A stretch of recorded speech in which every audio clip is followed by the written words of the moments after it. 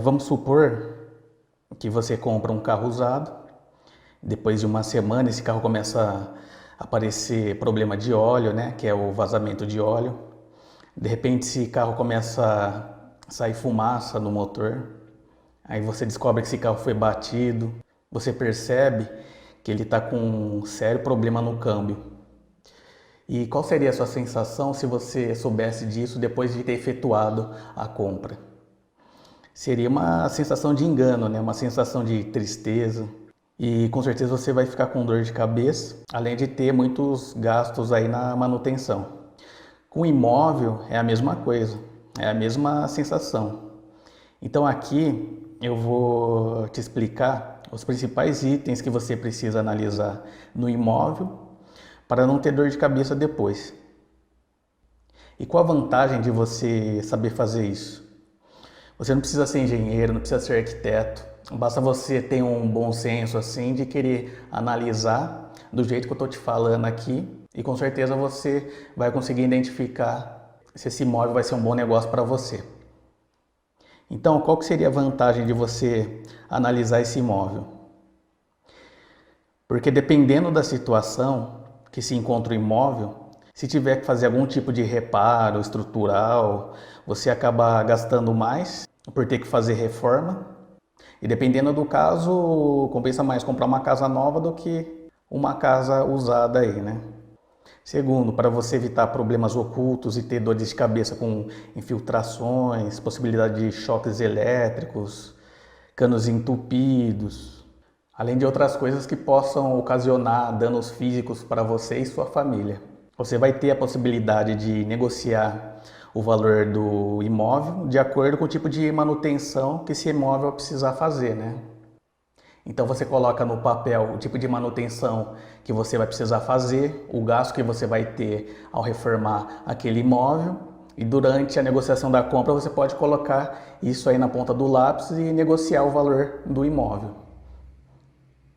Agora eu vou explicar de uma maneira bem fácil a composição de uma casa. Lembrando que você não precisa ser engenheiro, não precisa ser arquiteto, basta você saber disso daqui. Vou te dar um breve exemplo aqui. Essa imagem é uma perspectiva de uma casa e se a gente fizer um corte aqui na lateral, conseguiremos ver a composição desse imóvel. Então aqui temos as fundações, onde a fundação suporta todo o peso da casa. Temos as estruturas, que são as colunas na vertical, as lajes e também as vigas, que suportam as lajes. Temos as paredes, temos os telhados, forros. Temos também instalações hidráulicas, que são os encanamentos das pias, vasos sanitários, esgotos. Temos as instalações elétricas, temos pisos, revestimentos, temos pintura, louças, móveis, jardins. Então tudo isso é a composição básica de uma casa. Mas agora o que eu quero que você dê mais atenção são os itens 2, que são as estruturas, o item 3, que são as paredes, o item 4, que é o telhado e forro, o item 5, que são as instalações hidráulicas, e o item 6, que são a parte elétrica do imóvel. Mas isso não significa que os outros itens não são importantes. Na verdade, eles também são importantes. Por exemplo, você consegue detectar quando um piso precisa ser trocado, quando um piso está ruim, quando uma pintura precisa ser retocada. Mas os itens que eu citei agora é onde os problemas estão escondidos e na maioria das vezes pode causar sérios riscos à sua família e também à sua vida. Então aqui eu vou começar pela parte estrutural e também as paredes. Aqui você deve analisar no imóvel a presença de trincas, isso na parte interna e externa do imóvel, independente se é sala, quarto, cozinha, banheiro. Esse tipo de trinca na vertical, de uma maneira extensa, pode significar excesso de peso na parede, né? Ou também uma dilatação térmica da parede, ou até mesmo problemas com a fundação da casa. Então, se você vê esse tipo de trinca aqui, é melhor prestar atenção, ver se essa trinca está aumentando, se essa trinca estiver aumentando, algum tipo de problema relacionado a esses itens que eu falei. Já essa trinca na diagonal, se você encontrar, pode ser algum problema ligado à amarração das paredes. As paredes da construção precisam ser amarradas, né, com ferragens.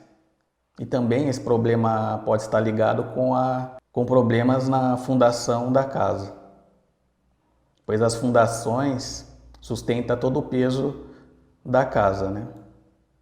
Já essas fissuras menores em vários sentidos, geralmente você encontra esses tipos de fissuras em casas mais antigas. E essas fissuras, em vários sentidos, estão relacionados a problemas na pintura e acabamentos da parede e não oferecem riscos estruturais. Agora, nesses outros dois casos que eu falei agora, você precisa contratar uma empresa para diagnosticar e sanar esse problema. E na maioria das vezes pode ficar caro essa solução, pois envolve questões estruturais. Quando eu digo caro, eu quero dizer que pode custar mais de 10 mil reais, aí, dependendo da gravidade. Por isso que muitas vezes quando você vai analisar um imóvel, vai comprar um imóvel usado, você precisa saber disso, tá? Porque muitas vezes o valor está mais em conta, em compensação você vai ter que fazer uma reforma bem cara nesse imóvel, para esse imóvel ficar seguro.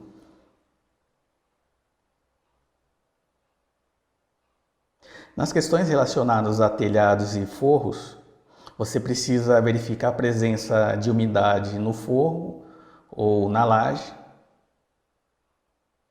Esse problema de umidade na laje ou no forro está ligado a telhas quebradas, pode ser também uma falta de impermeabilização na laje, inclusive dos pisos.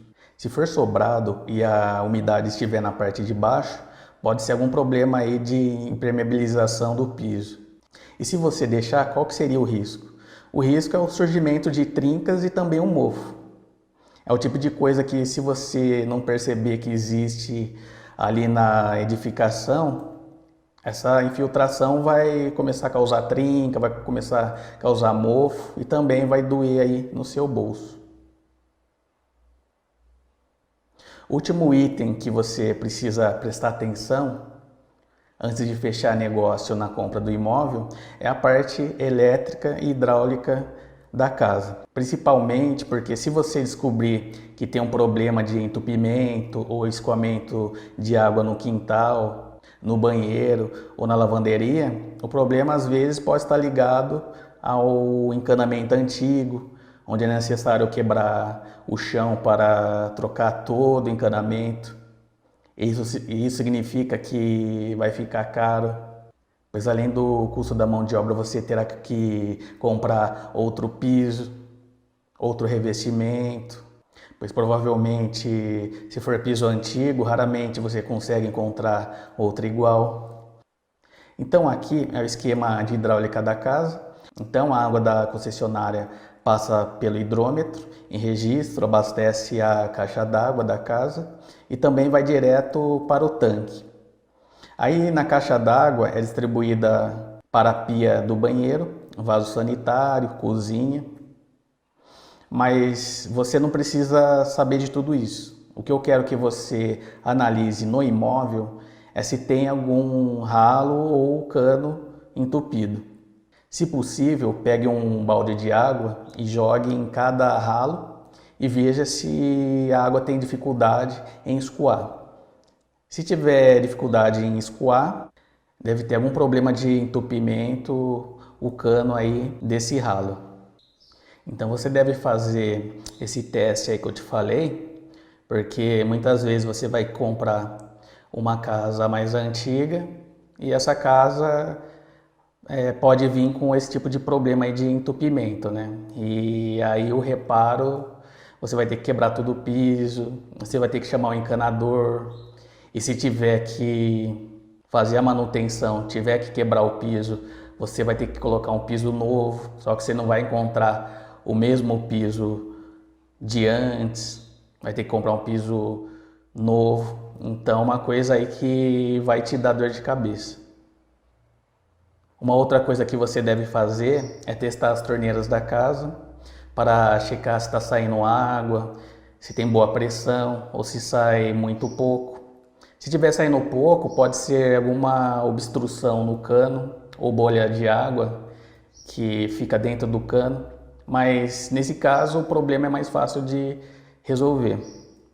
E referente às questões de elétrica da casa, você precisa levar em consideração que as fiações e tomadas antigas costumam aquecer bastante, principalmente em eletrodomésticos mais modernos.